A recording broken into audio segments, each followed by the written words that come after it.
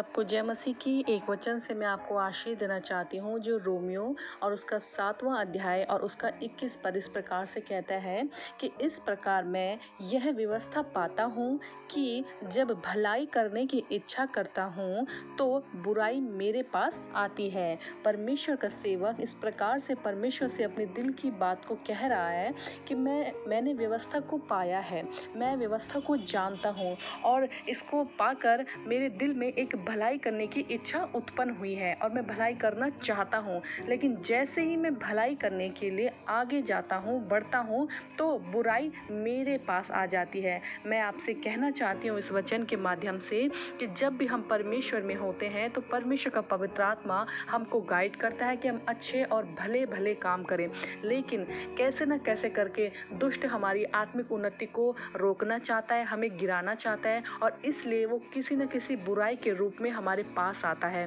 फिर आगे क्या लिखा है 22वें पद में,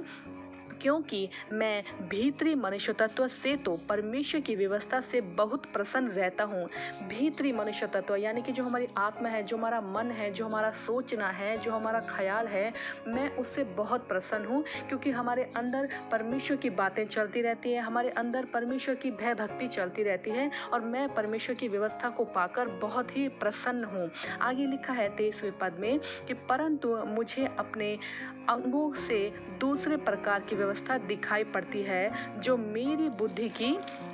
व्यवस्था से लड़ती रहती है और मुझे पाप की व्यवस्था के बंधन में डालती है जो मेरे अंगों में है ना। ये वचन क्या कह रहा है कि जो हमारे अंदर के जो मनुष्य तत्व है यानी कि हमारा जो मन है उससे तो मैं प्रसन्न हूँ, लेकिन जो मेरा बाहरी शरीर है उसमें अपने अंगों के द्वारा मैं उसमें कुछ और ही व्यवस्था को देख रहा हूँ। यानी कि हमारे मन में जो परमेश्वर की व्यवस्था है, लेकिन जो हमारा शरीर कर्म कर रहा है, काम कर रहा है, वो परमेश्वर के अकॉर्डिंग नहीं कर रहा है, वो कुछ और ही कर रहा है, जिसके कारण हम परमेश्वर की अगेंस्ट अपने जीवन को कहीं ना कहीं दे रहे होते हैं या बिता रहे होते हैं। और लिखा है कि जो मेरी बुद्धि की व्यवस्था से लड़ती है, यानी कि हम देख रहे हैं कि हमारा मन तो अच्छा करना चाहता है लेकिन हमारे शरीर से तो बुराई हो रही है और ये बात हमारी बुद्धि आपस में अंतर्द्वंद करके आपस में हमारे विचार और हमारे कर्म लड़ते रहते हैं। हमारा मन कहता है कि हमें अच्छे काम करने हैं, लेकिन हम बुरे काम जब कर रहे होते हैं तो हमारे मानसिक प्रतिद्वंद हमारे दिलो दिमाग में चलता रहता है। और लिखा है कि जो ये बंधन शरीर के हम कर रहे होते हैं या बंधन में पड़े होते हैं, तो ये बात हमारे मन में क्या डाल रही है, और जो हमारा अंतर मनुष्य तत्व है और जो हमारे बाहर के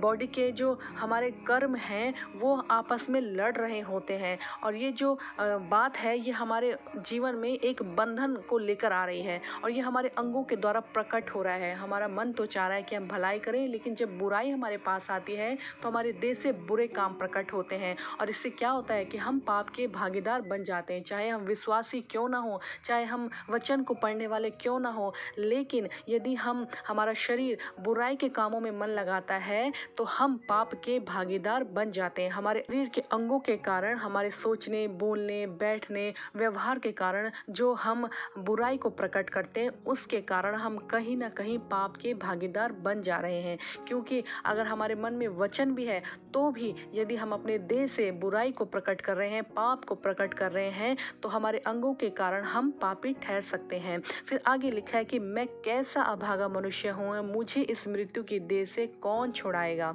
है ना। जो लिखने वाला है वो समझ चुका है इस बात को कि मेरे देह से जब बुराई पैदा हो रही है तो कहीं ना कहीं मैं पाप का भागीदार हूँ और इस बात से मुझे कौन छुड़ाएगा, इस बात से मुझे कौन छुड़ाएगा, क्योंकि मेरा मन तो जानता है कि मैं गलत कर रहा हूँ। मेरे मन में परमेश्वर की व्यवस्था है, उस व्यवस्था से, उस वचन से मैं प्रेम तो रख रहा हूँ, मैं उससे प्रसन्न तो हो रहा हूँ, लेकिन मेरे देह के कारण जो पाप प्रकट हो रहा है उसके कारण मैं पापी ठहर रहा हूँ और उसके कारण मेरे अंगों के कारण मैं एक अभागा मनुष्य हूँ और इस बात से मुझे कौन छुड़ा सकता है। तो मैं कहना चाहती हूँ कि यदि हमें ज्ञात हो चुका है कि हम कहीं ना कहीं पाप कर रहे हैं, जबकि हम मनुष्य परमेश्वर की व्यवस्था से प्रसन्न तो हैं, लेकिन हमारे शरीर के काम, मैं आपको इस वचन से यही उभारना चाहती हूँ कि यदि आपका मन और आपका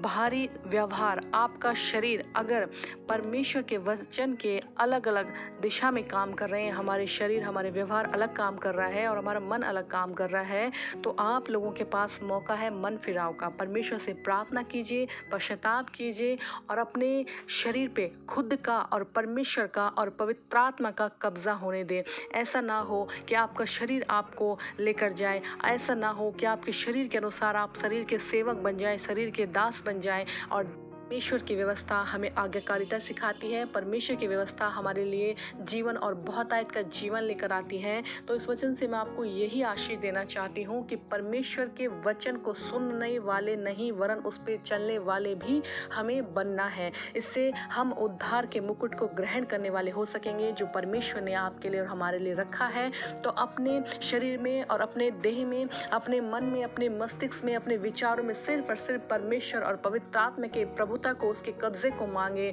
और परमेश्वर की व्यवस्था आपके मन को तो भा गई है, लेकिन आपके शरीर पर भी सिर्फ उसी का ही कब्जा होने वाला हो सके।